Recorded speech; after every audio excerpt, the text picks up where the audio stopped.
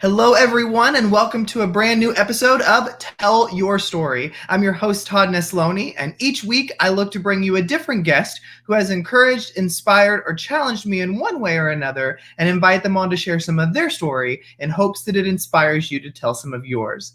I am so stinking excited about my guest this week, and that is Kayla. Kayla, thank you so much for being here. Kind of tell everybody who you are.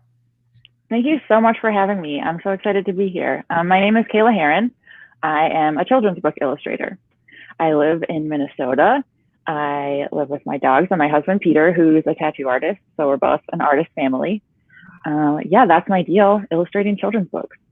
Well, I gotta say, anybody listening to this probably knows that I'm obsessed with children's books and reading them and sharing them with students in my school and stuff. And I always love a great story, but to me, it's the illustrations that get me. And so I have, there is not one book that you have illustrated that I don't love because you just have such a beautiful style. So I'm so excited to talk today, but I always start these conversations kind of with the same question. And that is, back at the beginning as kids, we always have these big dreams of what we want to be when we grow up. So thinking back when you were a kid, does it align at all with what you're doing now?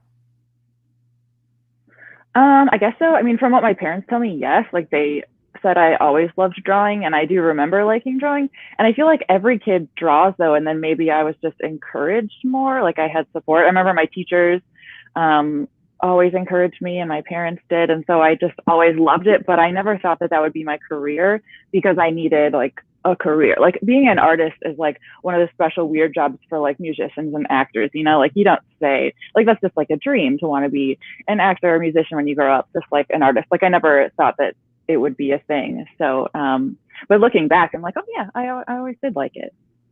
So, thinking about moving forward then, and when did you get your first kind of illustrating job where you were like, I think I can make a career out of this? I think that I wanted it to be my career before it ever was. Like it took a lot of work and a lot of rejection. So the reason that I decided to become an artist was because my senior year of high school, I needed to decide what I was going to do with my life after high school. And I was modeling in New York at the time. So every summer, like from the time I was 12 through high school, every summer I would go to New York City in the summers with my parents and just like work and go on castings and stuff. So I knew that once I graduated, I would need to live in New York City in order to keep working. And so then I thought, well, I'll just go to college out there too, so that I can have like a backup plan if modeling, which, obviously doesn't last forever. So I needed to be in New York City. And I was on the subway one time and saw an ad for SVA, the School of Visual Arts. And I was like, what? There's a whole school for art? Like you don't have to go to college and study art history? Like that was the only art career that I knew of when I was looking for colleges. It was like art history is the art major. So I was like, well, I guess I'll have to, get way better at remembering names and dates, and then that'll be my career. But I thought like, whoa, a whole school just for art. So then I applied, and then once I took took my first year at SVA, you have to do like the general, so you do painting and sculpting and like all the stuff. And then it was that year that I really realized children's book illustration was what I wanted to do.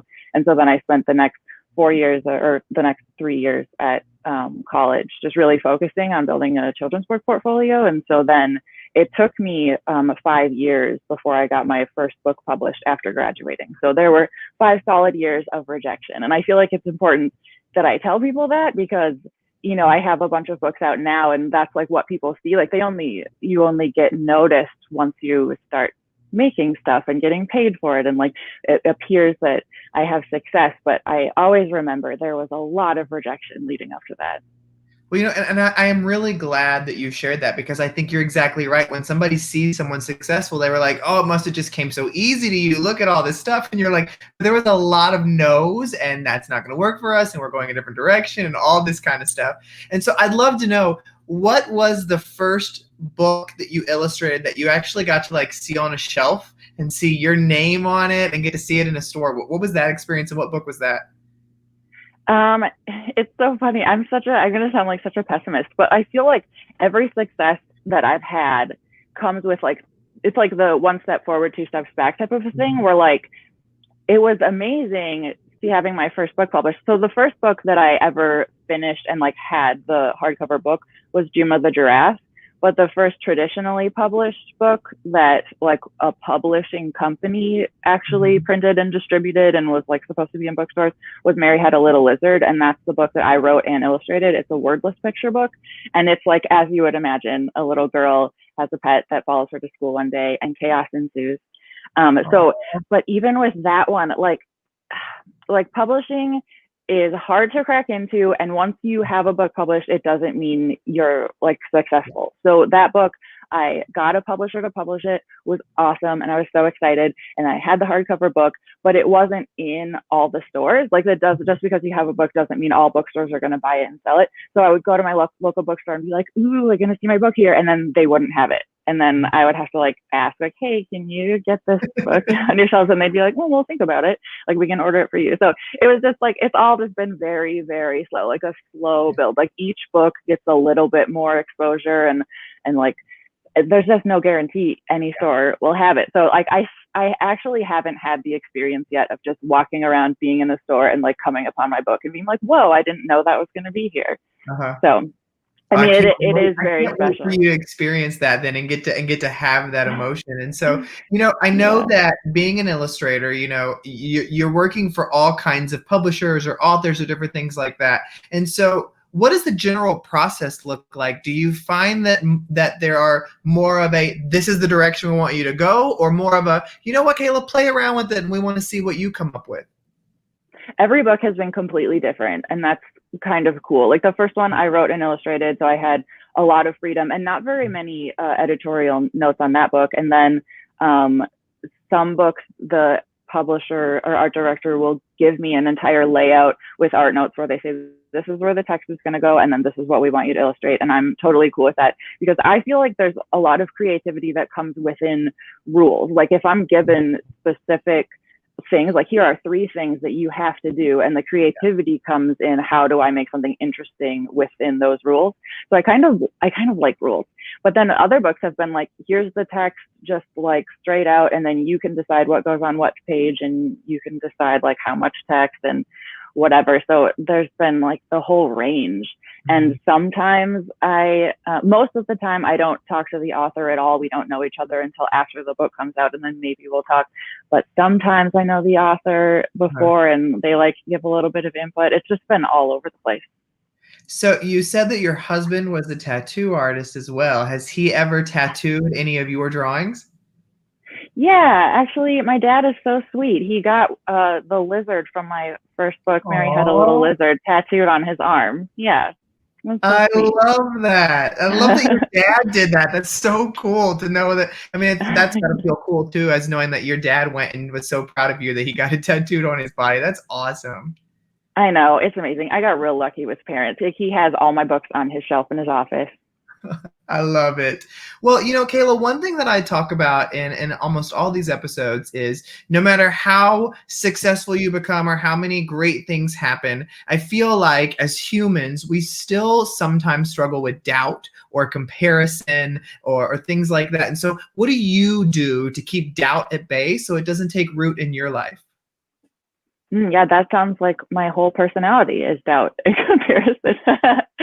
um, I try and keep busy. Like, I've just been lucky that I have a lot of work, so that when I'm feeling inadequate and looking at all the amazing illustrators on Instagram and like seeing what my friends are doing, that I just try and focus on gratitude and be grateful for the work that I am doing, and just put in the hours. And like, from my experience, just the longer that I've done it, the more I learn. Like, each new book, I will learn something new about storytelling, or each drawing that I make will be a little bit better than the last one. And I just try and be observant of the people around me, and like just like noticing like the way that like an earfold will work.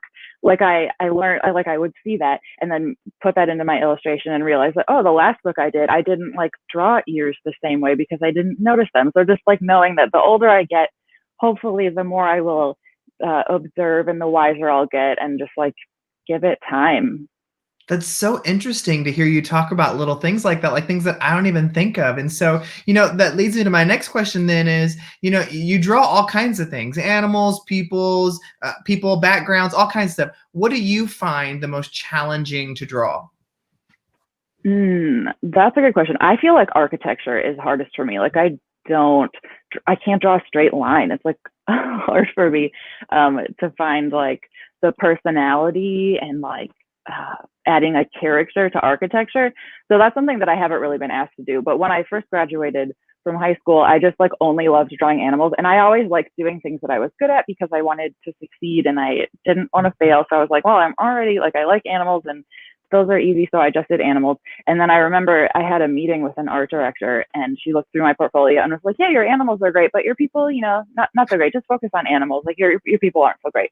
And I was like, oh, my people aren't so great. So then I thought, well, I Mhm. need to make my people great. So then I just spent a lot of time working on people. And then now that's what I get hired for the most. And like the same thing with backgrounds too. I would just avoid the background. But then like focusing on the things that I'm not as good at specifically makes it everything better. And now I like drawing backgrounds and people. I love that. And I remember watching an Instagram post or story from you one time where you showed the process from start to finish of a particular illustration. How long do you normally spend on an illustration? Like, what will your average time look like from start to finish? How many variations of it will it go through? Yeah, it's hard for me to tell because I work on the entire book at once in chunks. So there's this stage of like, I get the manuscript and then I go through everything and just make little thumbnails so that like every moment in the story gets laid out just really roughly. And so then maybe I'll spend Mhm. like a week doing that. And then I like go into each page and like define things more and tighten the sketch and throughout the whole book. And so then maybe I'll spend like 2 weeks on that for all like 32 or 40 pages. And then I think once I've had everything tightly sketched, I think I'll spend time coloring an illustration anywhere from like 2 to 5 days on one illustration, depending on the time. But it's so hard for me to like figure out for one illustration what that process is like because I work in like bigger chunks. But sometimes it depends on like how much like when I'm just looking at it myself, I'll like tweak things around and move them like almost infinitely. But then once I have a sketch sent to an art director, maybe we'll go back and forth like one Mhm. or two times. Now, are you obsessive to the point of like whenever you get started on something, you're going to finish that before you go to the next one? Or are you kind of a bounce around, add a little color here? Okay, now I'm going to go do some more of this drawing. Now I'm going to do this. Like, how do you work with that? I'm super structured and kind of boring. So I like to finish one project at a time, but right now I'm like juggling 5 books. There's like 5 books up in the air and they're like everything's in the publisher's hands right now. So I'm like, can you please tell me something to do because I need to like do something. I feel like so stressed out when there is a huge project and a deadline looming, but I can't do anything yet. So right now I am like I do have to work on different books in different stages, but I like to finish them all or at least live in the world of one book for at least a day at a time. So like Yeah. today I'm going to just focus in this world and then I'll move on to the next book when I have to. Well, I came across your work in a book, A Boy Like You, and I got to tell you, I loved that story, but your illustrations, like, that's what made me go look up all the other work that you've done and follow you since then, because I felt like the way you illustrate just pulls somebody in and feels so natural, and the type of coloring that you use is I feel like very unique to you. And I remember telling one of my friends who's a teacher in California, and she was like, "You've never heard of Kayla before? Like, I've been following her for years. I know all about her books. Like, you need to go look her up." And so that's when I was like, "Well, I'm gonna go look at everything she does." And so, but I love the kind of artistic direction you take with the way you kind of color them and paint them. Has that been very purposeful for you, or just something you kind of like are into right now? Yeah, it's a good question. It is purposeful, but also like it's like partly what I care about and what's important to me in my own aesthetic, but then also like trying to fit in to the industry. Like, I know that you're supposed to like do you and, you know, only make art for yourself, but I kept doing that and getting rejected. And so I had to like really analyze, like, okay, what does the market want? What are people looking for? And so I like, my first two books, I drew characters with really big eyes because I liked that. And then I talked to my agent. I was like, why am I not getting hired anymore? Like, what's the feedback you're getting from publishers? And she's like, you probably, you know, the way you draw eyes, like it's too Disney. Like for children's books, they don't like that style. I guess that's like in the animation world, that's how eyes work. But I don't know, just little things like that where I'm like, oh, interesting. The market is asking for this style. So then I would kind of like figure out how can I still make something that is my own, but then is also what people want to see. And so that's where like my style sort of developed.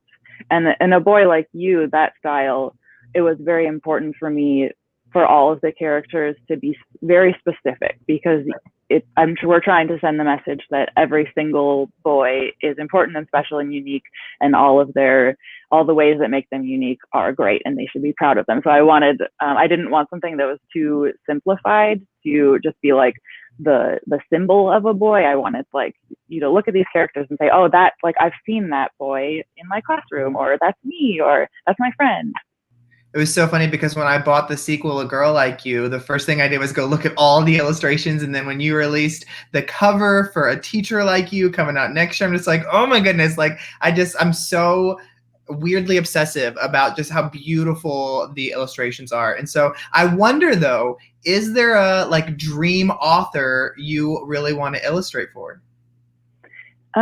Yes, but I feel like I shouldn't say. First of all, Right. because I don't want to jinx it. I feel like there's also a part of me who is like, you can't say that. Like, obviously, all of these authors are too good for you, and like even just you saying that you would ever work with them is like, yeah, don't even try. Like, that's me beating myself up. But I also feel like there are just so many authors that I would Yeah. want to work with.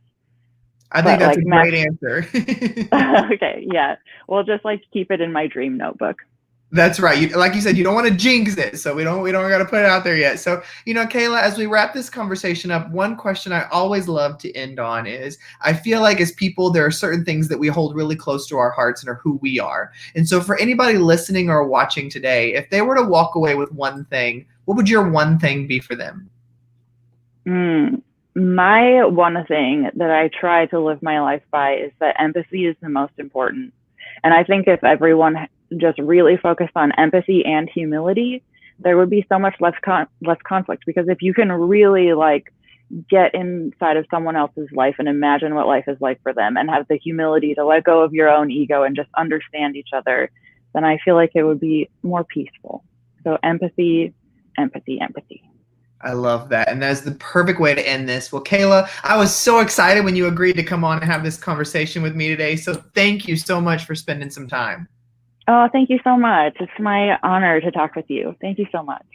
And thank you everybody for listening or watching another episode of Tell Your Story. Remember, you can check out past episodes on iTunes, Spotify, SoundCloud, YouTube, wherever you get your stuff, it's there. I hope today's conversation with Kayla has encouraged you to get out there and tell your story, because every story matters.